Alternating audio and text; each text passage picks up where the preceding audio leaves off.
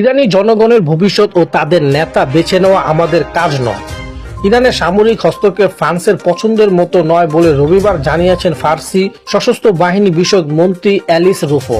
রাজনৈতিক অনুষ্ঠান লেগ্রো জুডিতে রুফো বলেন, আমাদের উচিত যেভাবেই সম্ভব ইরানের জনগণকে সমর্থন করা। তবে তিনি স্পষ্ট করে বলেন, সামরিক হস্তক্ষেপ ফ্রান্সের পছন্দের বিকল্প নয় এবং যোগ করেন, এই শাসন থেকে মুক্ত হওয়া ইরানের জনগণের কাজ।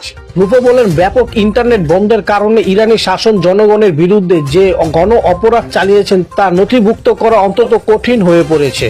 প্রায় 9 কোটিরও বেশি জনসংখ্যার ইরানে 8 জানুয়ারি থেকে আরোপিত ব্ল্যাক আউটের ফলে দেশটি কার্যকর ইন্টারনেট বিচ্ছিন্ন। দেশ জুড়ে বড় ধরনের বিক্ষোভ চলাকালে এই অপরাধ জারি করা হয়। এই ব্ল্যাক আউট আড়ালে বিক্ষোভকারীদের বিরুদ্ধে সহিংসা দমন অভিযান চালানো হয়। মানবাধিকার সংগঠনগুলো কয়েক হাজার মৃত্যুর নথি করেছে।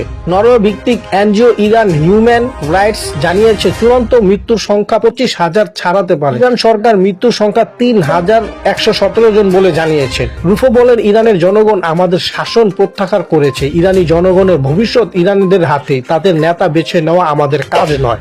মার্কিন প্রেসিডেন্ট ডোনাল্ড ট্রাম্প দমন অভিযানে জেরে ইরানের বিরুদ্ধে সামরিক হামলার হুমকি বারবার দিয়েছেন। তবে তেহরান পরিকল্পনায় মৃত্যুদণ্ড স্থগিত করেছেন বলে জানানোর পর তিনি সেই হুমকি থেকে কিছুটা পিছু সরে এসেছে। অর্থনৈতিক দুর্ব্যবস্থা কেন্দ্র করে 28 ডিসেম্বর তেহরানে যে বিক্ষোভ শুরু হয়েছিল তা দ্রুত 1979 সালে বিপ্লবীর পর থেকে ইরানের শাসনকারী ধর্মীয় ব্যবস্থার অপসারণ দাবিতে গণ আন্দোলন রূপ নেয়।